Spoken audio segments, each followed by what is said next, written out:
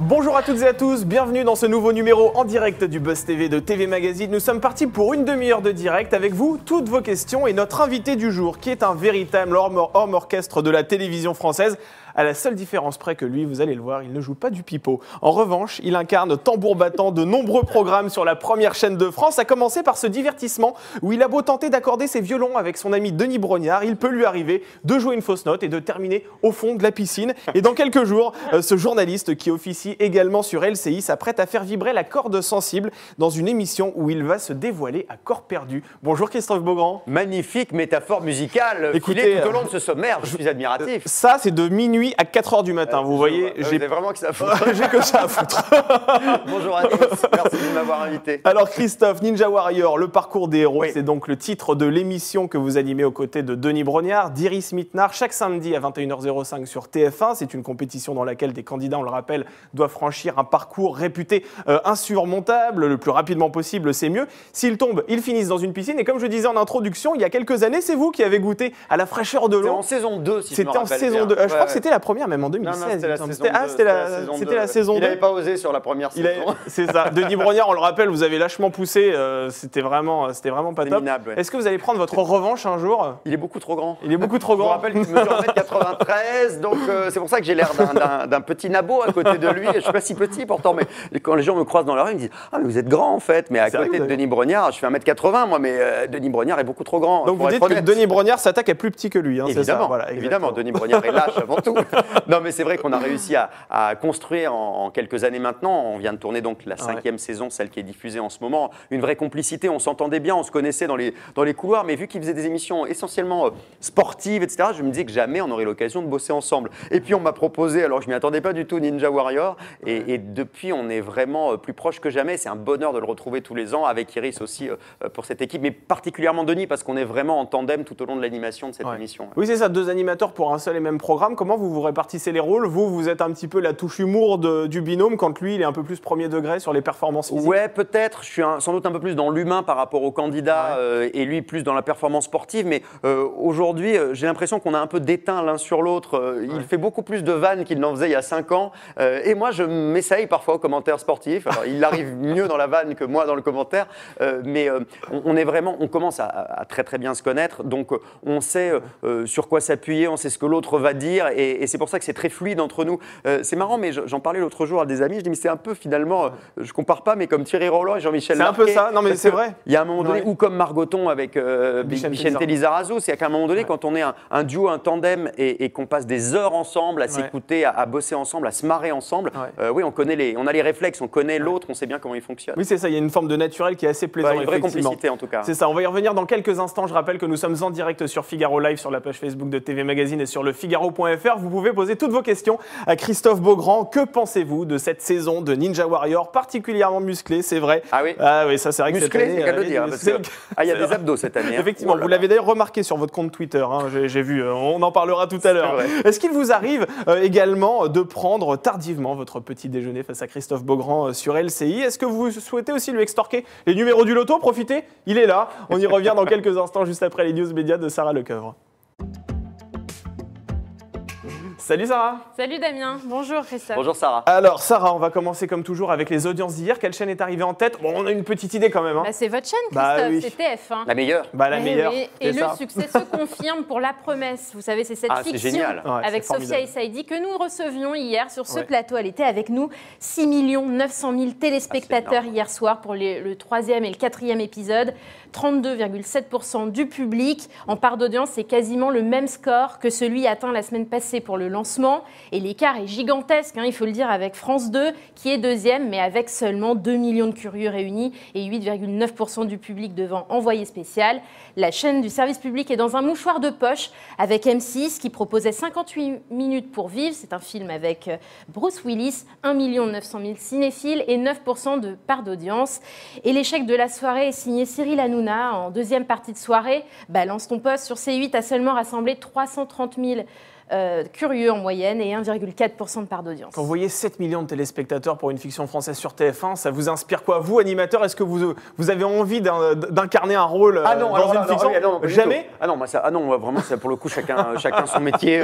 Il y a des animateurs, vous savez, qui... Oui, mais alors moi, je ne suis pas comédien. Moi, je suis vraiment... je suis journaliste, présentateur, mais je n'ai pas de velléité. Un guest comme ça pour rigoler dans une série, pourquoi pas, mais je ne me sens pas des velléités de comédien. Non, moi, je trouve ça très rassurant de voir que, contrairement à ce qu'on dit depuis des années, les Français aiment toujours leur télévision et une grande chaîne comme TF1 peut encore proposer des grands rendez-vous fédérateurs. Ça peut être des belles fictions comme La Promesse. Moi, j'ai vu, pour l'instant, hier, j'étais en retard. Hier, j'ai regardé les 1 et 2 en replay. Mais c'est un super polar. On va pas en dire plus alors. Ah non, me dites pas la suite. Moi, je vais le regarder ce soir. Non, mais c'est vrai que c'est une série très réussie et on voit qu'on a beaucoup progressé aussi, sans doute parce que les gens sont plus exigeants, le public est plus exigeant sur les séries avec Netflix ou d'autres. Mais c'est vrai qu'aujourd'hui, la télévision, contrairement à ce qu'on croit et contrairement à ce qu'on dit, elle est hyper importante pour le lien social, pour réunir toute la famille. Il faut avouer que le couvre-feu nous aide aussi. Il y a plus de gens à la maison, donc la télé redevient l'élément central pour se cultiver et se divertir. Vous êtes assez optimiste sur l'avenir de la télévision pour Je dirais pas forcément ça, parce que clairement... Vous pensez que ça va mourir un jour, la télévision? Non, je pense pas forcément qu'elle va mourir. Elle va devoir se transformer. Aujourd'hui, elle va être délinéarisée, comme on dit. C'est-à-dire qu'on va consommer la télévision comme on consomme des sites de VOD, sans doute, un peu plus, en tout cas à la carte. Mais ce qui est sûr, c'est qu'aujourd'hui, en tout cas pour les années qui viennent, je pense qu'on a encore un peu de travail. Et il n'y a que la télévision, en France, pour l'instant, qui propose des grands rendez-vous comme ces fictions dont on a parlé là, ou les grandes émissions de divertissement comme Ninja Warrior, que j'ai la chance d'incarner, ou The Voice, ou Masked Singer. Pour l'instant, aucune plateforme ne propose ce type d'offre. Et en information, c'est pareil. Donc la télé a encore de beaux jours devant elle. Allez, on poursuit ces infos médias avec Bertrand Chameroy qui a un nouveau job. Bon, pas de suspense, c'est pas un boucher pour l'instant. Il reste un petit peu dans l'univers des médias quand même. Complètement. D'après les informations du Parisien, le chroniqueur le plus en vue du PAF, on peut le dire, va intégrer la matinale d'Europe 1 animée par Mathieu Béliard pour livrer un billet humoristique du lundi au vendredi sur un fait d'actualité. Alors, cette activité s'ajoute à sa chronique déjà quotidienne dans l'émission de Philippe Vandel qui est consacrée aux médias. Et il est également, vous le savez, chaque vendredi sur le plateau de C'est à vous pour se moquer, toujours avec bienveillance, nous avait-il confié, de la télé et de la radio. Alors cette annonce survient juste après la publication des audiences radio de la rentrée. Europe 1 accuse encore le coup avec la perte de 500 000 auditeurs en un an, tout comme la matinale qui a perdu 300 000 auditeurs sur la même période. Christophe, vous faites partie de la bande des grosses têtes sur RTL, mais est-ce que ça vous tenterait d'incarner un programme à la radio Ah oui, évidemment. Je l'ai fait un peu sur RTL à plusieurs reprises. J'ai pendant 3 ans fait présenter les petits matins sur RTL pendant les vacances. Je faisais le 5-7 l'été à Noël. Donc oui, effectivement, c'est très intéressant. À RTL, ça va être compliqué aujourd'hui parce que c'est M6 qui décide. Oui, je suis une personnalité TF1. Même si Laurent Ruquier est sur RTL et en même temps officier sur France 2. Oui, mais Laurent Ruquier était une star préexistante, entre guillemets, à RTL et très important pour la grille d'RTL. Moi, en l'occurrence, mes velléités sur RTL ont été un petit peu tuées dans l'œuf depuis le rachat total par M6. Mais effectivement, pourquoi pas, ça fait partie des projets que j'ai en tête. Mais je suis très heureux d'être dans l'équipe de Laurent Ruquier. On s'amuse énormément et croyez-moi, être payé pour se marrer, c'est un luxe que je souhaite à tout le monde. Et Europe 1 ne vous a jamais appelé? On sait qu'Europe 1 est assez friand des visages d'antenne qui sont à la télé. On a Julien Bugier. Non, mais on s'est parlé avec Europe 1 et à chaque fois, ça ne s'est pas fait parce que ou j'étais pas disponible, ou les propositions qu'on m'a faites convenaient pas, n'étaient pas intéressantes. Mais pourquoi pas? Europe 1, c'est ma radio de cœur et ma radio d'enfance, pour tout vous dire. J'y ai travaillé longtemps avec Laurent Ruquier dans On va se gêner. C'est avec lui que j'ai commencé mes collaborations. C'est avec Europe 1 que j'ai commencé mes collaborations avec Laurent Ruquier. Et c'est une radio que j'affectionne particulièrement et ça me fait de la peine parce que j'ai encore beaucoup d'amis. Ça me fait de la peine de voir qu'Europe galère. Et c'est une magnifique marque et c'est une radio qui mérite. Et il y a encore plein de gens vraiment extraordinaire sur cette radio. Je l'écoute toujours beaucoup le week-end notamment. Je trouve qu'il y a des très bons programmes. Et c'est vrai que voilà, c'est une radio qui a beaucoup de potentiel. Donc moi j'y crois encore et ça me fait un peu de peine qu'il galère comme ça dans les sondages. Bon, on espère que l'horizon va s'éclaircir un petit peu pour Europe 1. Alors vous parliez d'M6. Sachez que justement cette chaîne est au cœur de l'actualité parce qu'elle vient de dévoiler quelques détails sur la nouvelle saison de Marie au premier regard. Oui, la saison 5 est en boîte, ça y est. Et ce que l'on peut déjà vous révéler, c'est que des jumeaux figureront au casting casting pour la première fois. Les deux hommes de 36 ans seront chacun associés à une célibataire, compatible après analyse de tests réalisés par les experts de l'émission de télé-réalité. Alors qu'un premier mariage homosexuel était envisagé dans le programme il y a encore quelques mois, eh bien finalement, ce sont 7 couples hétérosexuels qui ont été invités à s'unir à la mairie de Grance dans les Bouches-du-Rhône, un nombre identique à l'édition précédente où seuls Élodie et Joachim sont toujours ensemble encore aujourd'hui. Christophe, est-ce que vous pensez que les couples homosexuels sont bien représentés à la télévision? On sait que dans L'amour et dans le pré, récemment, ils ont aussi ajouté des couples homosexuels au casting. Je pense que c'était même le couple phare de la dernière saison. Je pense qu'il y avait 2 couples vraiment marquants, et notamment ce couple de garçons particulièrement émouvant. Et je pense que ça avance beaucoup, qu'on progresse beaucoup sur la représentation et la visibilité de l'homosexualité à la télévision. Je pense que c'est important. Il ne faut pas non plus faire de quotas, ce genre de choses. C'est pas comme ça que ça fonctionne. Vous disiez, voilà, pour cette émission, s'ils n'ont pas trouvé le bon couple, il ne fallait pas en rajouter un pour en rajouter un. Je pense que ce n'est pas forcément comme ça qu'on va y arriver. En revanche, je vois dans les émissions des gîtes, par exemple, ou l'émission des mariages qui était diffusée sur TF1, régulièrement, il y avait des couples homosexuels. On n'en a pas fait un zoom particulièrement. Ils participaient au même titre que les autres candidats de cette émission. Et c'est très bien. Dans l'émission que je présentais l'année dernière, la bataille des couples sur TFX, une émission de télé-réalité avec des couples, il y avait un couple de filles, en l'occurrence, et elles étaient participantes au même titre que les autres. On n'a pas mis un coup de projecteur particulier. Je pense que c'est l'idéal pour, entre guillemets, j'aime pas cette expression, mais pour normaliser les choses. En tout cas, rendre visible. Il faut que ce soit naturel. Rendre visible, c'est important. Et c'est fait partie des raisons pour lesquelles je prends souvent la parole sur ces sujets-là et que je me montre aussi parfois sur les réseaux sociaux, dans la presse, parce que c'est comme ça, je pense, qu'on fait avancer les mentalités. Et je le fais aussi parce que quand on a une certaine notoriété, je pense qu'on a aussi des devoirs. En tout cas, c'est comme ça que j'envisage les choses. Et du coup, j'essaye de faire avancer les mentalités pour ceux pour qui le quotidien est peut-être moins facile et qui subissent l'homophobie. J'ai la chance, moi, de l'éviter, hormis les attaques sur les réseaux sociaux. Mais sinon, j'ai toujours été privilégié. Donc, si jamais on peut faire bouger les choses, je pense qu'il faut le faire. Eh bien, nous, on est des privilégiés aussi. Et vous savez pourquoi? Parce que demain, il y a Ninja Warrior. Et on va pouvoir regarder Ninja Warrior. Et surtout, on en parle tout de suite dans l'interview du Buzz TV.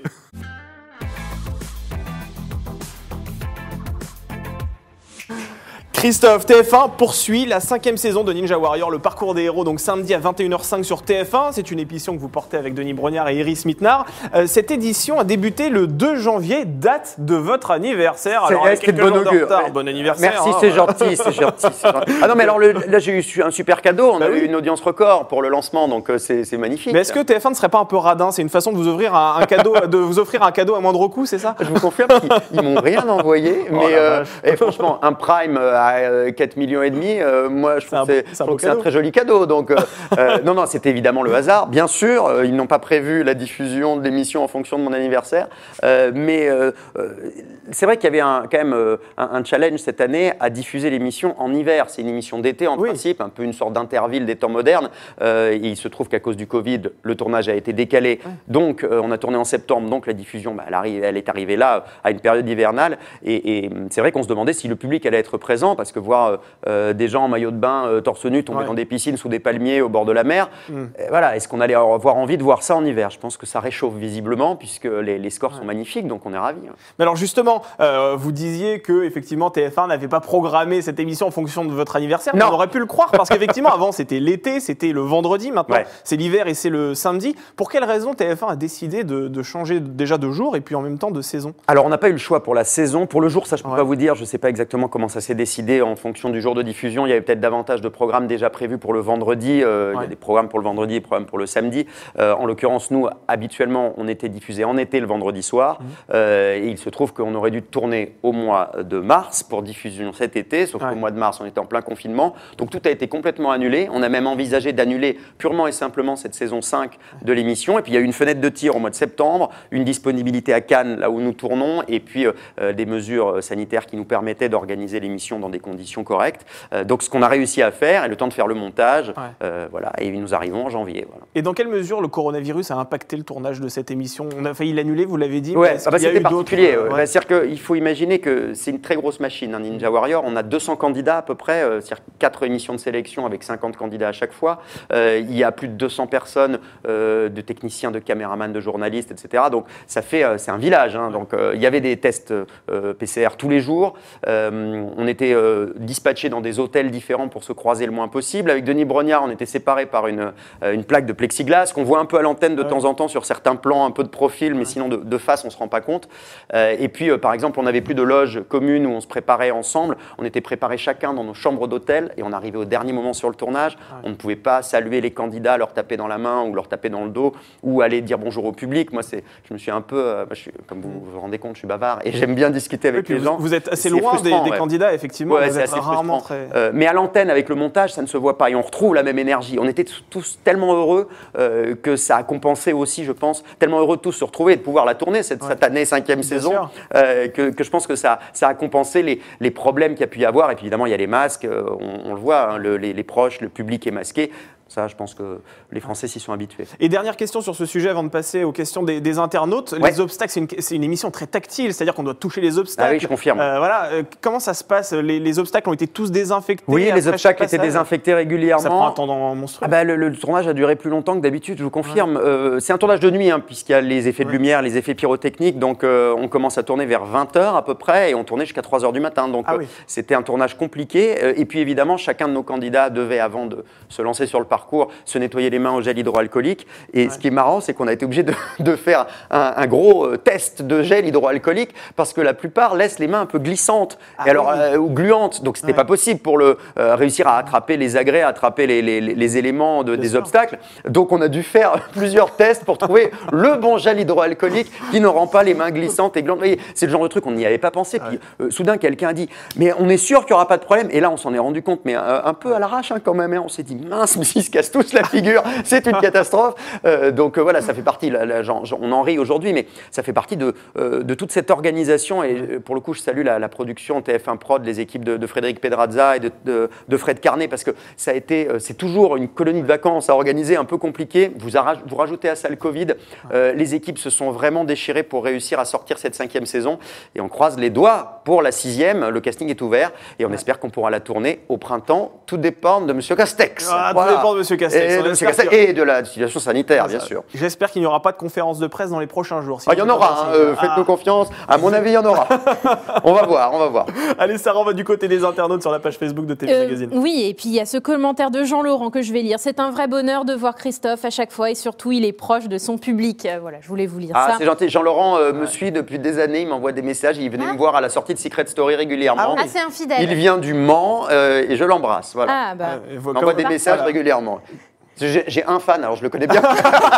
J'allais dire, vous connaissez le pédigré de tous vos fans. Non, mais Jean-Laurent est particulièrement fidèle. Motivé, on va dire, et fidèle.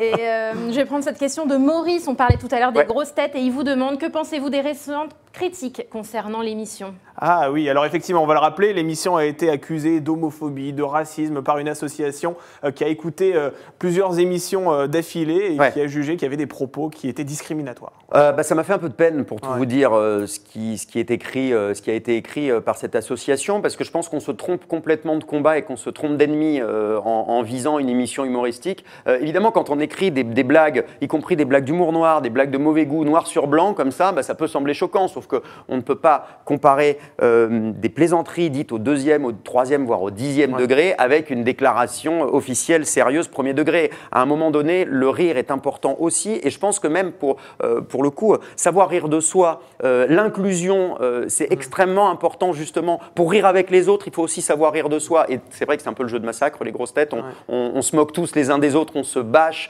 on s'envoie des piques, et ça fait partie du jeu, mais c'est vrai que accuser Karine Le Marchand et Mela Bédia de racisme, ou Jean-Phi, Laurent Ruquier, Stevie ou moi d'homophobie, ça n'a pas beaucoup de sens, et je pense surtout qu'il y a des vrais combats contre le racisme, contre l'homophobie. Et pour le coup, je fais partie de ceux qui essayent vraiment de lutter contre ces maux de la société française aujourd'hui. N'importe qui me connaît et me suit sur les réseaux, ça sait à quel point ce sont des combats qui me tiennent à cœur. Donc, intéressons-nous vraiment aux choses importantes, au mec qui se fait casser la gueule parce qu'il est homo, qui se fait rayer sa bagnole en bas de chez lui, qui se fait insulter au quotidien. Parlons de ceux qui se font traiter de sales nègres sur les réseaux sociaux, mais n'allons pas chercher des poux à des gens qui font des blagues. si on veut être Charlie, soyons Charlie jusqu'au bout. L'humour, il faut l'accepter, y compris quand ça vous concerne.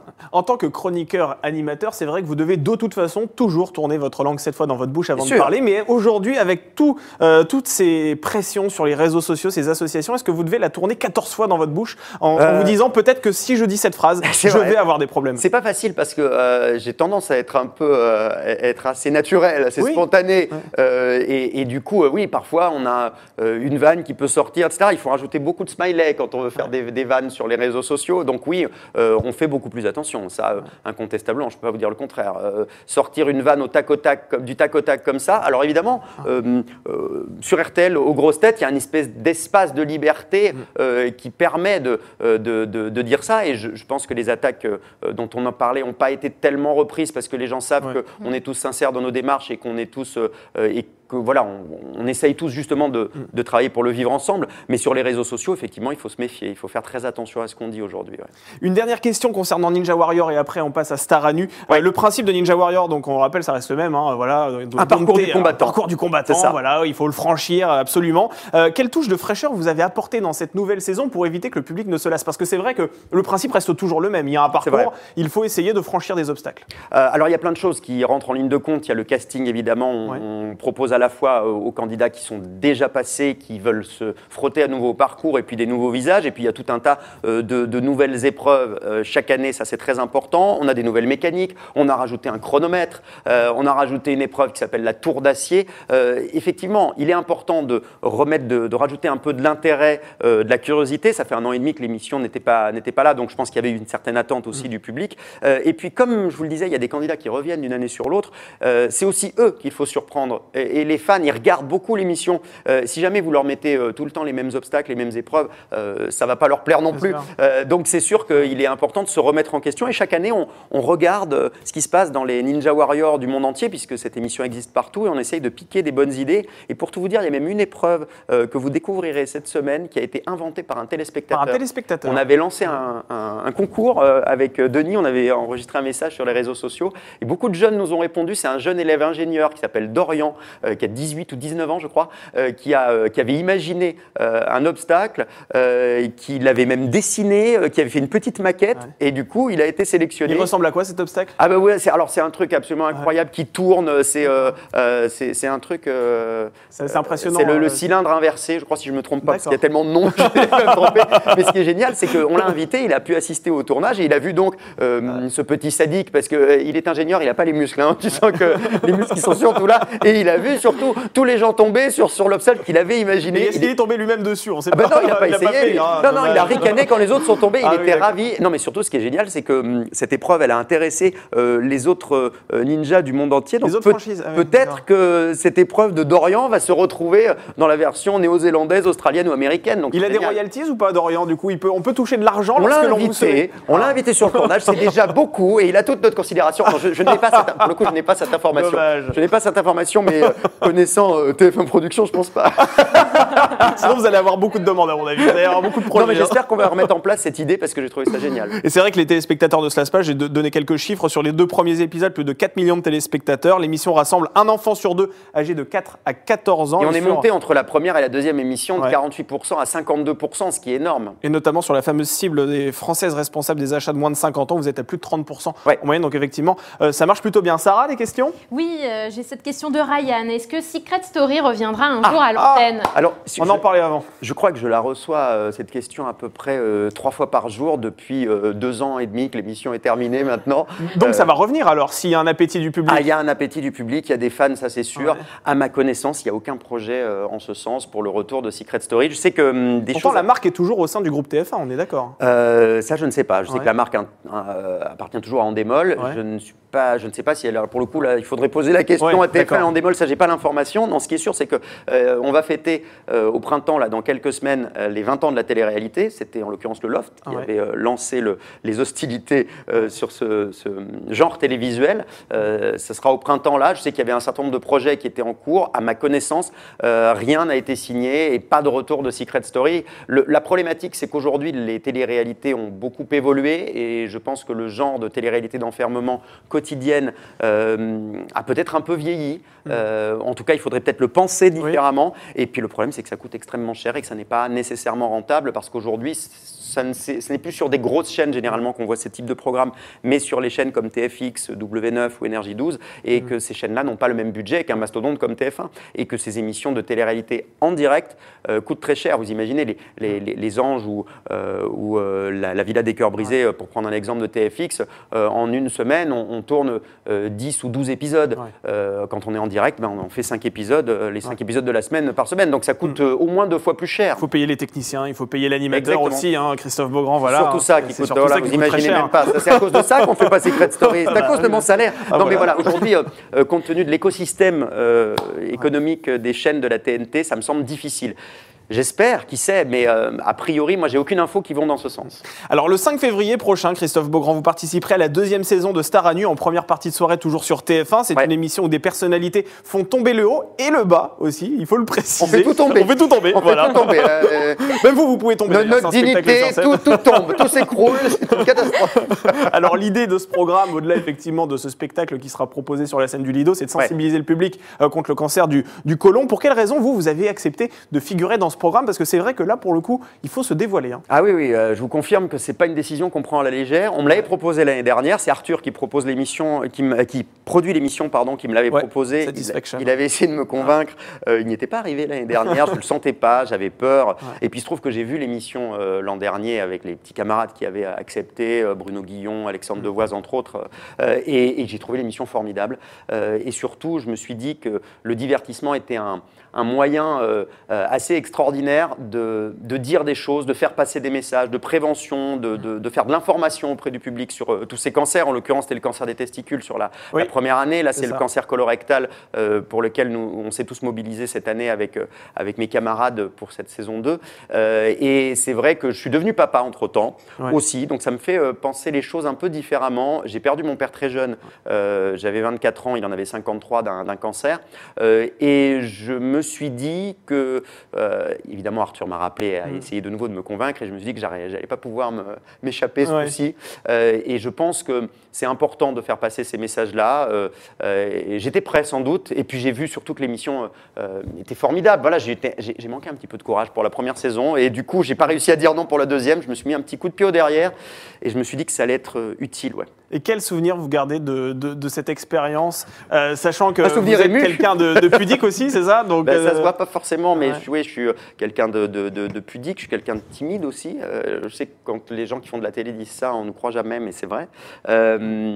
C'est très particulier parce que non seulement on se met à nu physiquement, pour le coup c'est le principe, mais il y a aussi, on laisse tomber pas mal de choses, de fragilité, on se met à nu. Personnellement, j'ai beaucoup parlé, je parlais de mon papa, j'ai parlé de mon père dans ce programme parce que j'ai voulu faire passer des messages au-delà des messages de prévention qu'on faisait passer. Moi, quand mon père est tombé malade, j'ai eu très peur et j'ai un peu fui, j'ai un peu fait comme si, j'ai fait l'autruche, et il y a tout un tas de choses que je regrette aujourd'hui. Donc j'ai essayé de faire passer ces messages-là pour les jeunes qui se retrouvent confrontés à un cancer dans leur famille, et que c'est important de se serrer les coudes, c'est important d'être proche des personnes malades, et puis c'est important de dire le mot aussi, parce qu'on a tendance à dire il est mort d'une longue maladie, il est atteint d'une maladie. Sachant qu'on sait pertinemment que c'est un cancer. Voilà, tout le monde sait que c'est un cancer, donc parlons-en.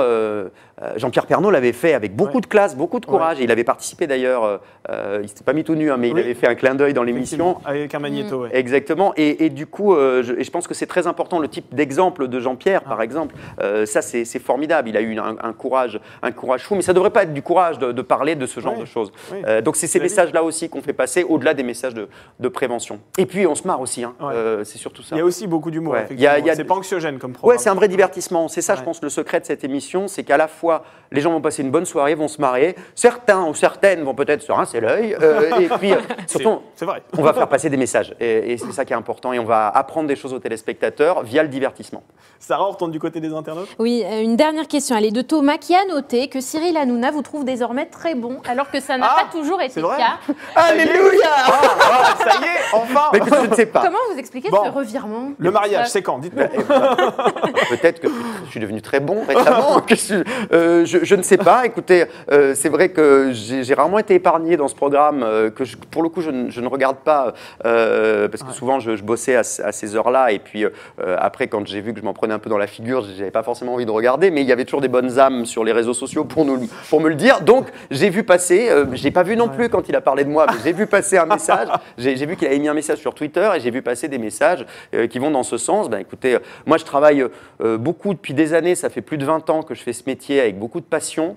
J'ai sûrement fait des erreurs, j'ai sûrement pas été très bon toujours. J'avais envie de faire ce métier depuis que j'étais gamin. Au début, j'étais persuadé que j'allais être très bon et puis les premières émissions que j'ai faites, j'étais pas terrible, ça c'est une réalité. Puis on apprend, on progresse. Et donc, moi j'ai toujours fait ce métier pour essayer de partager le plus possible avec les téléspectateurs, que ce soit dans l'information, dans ce que je fais sur LCI, dans le brunch tous les week-ends, ou dans le divertissement via différentes émissions, que ce soit les Bêtisiers, Ninja Warrior ou la télé-réalité que j'ai pu faire aussi. Et si jamais de plus en plus de gens prennent du plaisir ou apprennent des choses en regardant mes émissions, ça veut dire que j'ai gagné mon pari et le rêve que j'avais quand j'étais gamin de faire ce métier, il continue. Donc c'est grâce aussi aux téléspectateurs qui me suivent. Donc si jamais je suis meilleur, ils seront de plus en plus nombreux. Donc tout va bien. Merci Cyril, c'est gentil. C'est gentil de vous en rendre compte du travail accompli et de l'effort. C'est pas fini, si vous êtes de mieux en mieux, on va vous louer vos talents maintenant. À 70 ans, je ne serai patron de chaîne. Non, mais c'est vrai que, mine de rien, les gens ne s'en rendent pas toujours compte, mais c'est du boulot. Et comme tous les métiers, à un moment donné, on apprend au fur et à mesure et on progresse, ou pas, pas toujours d'ailleurs, mais en tout cas, on essaye. Alors, vous êtes aussi sur LCI, Christophe Beaugrand, le samedi et dimanche de 10h à midi. Je voulais vous poser cette question parce que cette chaîne d'information continue, malheureusement, a été l'objet d'une polémique ces derniers temps avec Alain Finkielkraut dans l'émission de David Pujadas. Il a été invité à réagir sur l'affaire Olivier Duhamel, on rappelle, accusé d'inceste sur son beau-fils, à l'époque âgé de 13-14 ans. Le chroniqueur a condamné ces actes qu'il a qualifiés de crimes abominables avant de s'interroger sur le consentement, et c'est à ce moment-là que LCI a décidé de l'écarter de l'antenne. Vous en pensez quoi? Est-ce que cette décision est juste? Il a réagi dans Le Parisien en disant que c'était injuste. Vous, quel est votre regard sur cette affaire? Moi, pour le coup, je trouve cette décision tout à fait logique. Alain Finkielkraut, pour le coup, n'était pas animateur sur la chaîne. Il intervenait dans l'émission de David Pujadas une fois par semaine en tant que chroniqueur, mais il était rémunéré par la chaîne, et à partir du moment où il n'était pas invité sur cette émission, il était rémunéré en tant que chroniqueur. À partir du moment où on est rémunéré en tant que chroniqueur dans une émission sur une chaîne, sa parole, la parole que l'on a, engage nécessairement la parole de la chaîne, voire du groupe qu'il emploie, en l'occurrence le groupe TF1. Et il se trouve que ce type de déclaration contrevient complètement aux valeurs défendues par la chaîne. Et clairement, alors évidemment, on dénonce tous évidemment les accusations dont est l'objet Olivier Duhamel. Mais parler de consentement, quand on parle d'un enfant de 14 ans qui s'est fait abuser, c'est dégueulasse. Voilà, moi je ne peux pas dire autre chose, c'est écœurant. Il faut toujours quand même penser aux victimes. On reproche souvent aux victimes de ne pas toujours prendre la parole, de dire mais pourquoi elle se réveille 10 ans après. Mais quand on entend quelqu'un à la télévision dire il y avait peut-être un consentement, il était peut-être d'accord, mais comment voulez-vous que les personnes violées, agressées, qui subissent des agressions sexuelles prennent la parole? Si jamais on les accuse, on les soupçonne d'avoir été plus ou moins d'accord, peut-être de l'avoir cherché tant qu'on y est. C'est le même type de discours qu'on tient quand on dit qu'une femme avait une mini-jupe, elle l'a quand même un peu cherché, elle était habillée trop sexy. Ah non, désolé, on ne peut pas entendre ce genre de paroles. Ça a été prononcé, l'émission est en direct.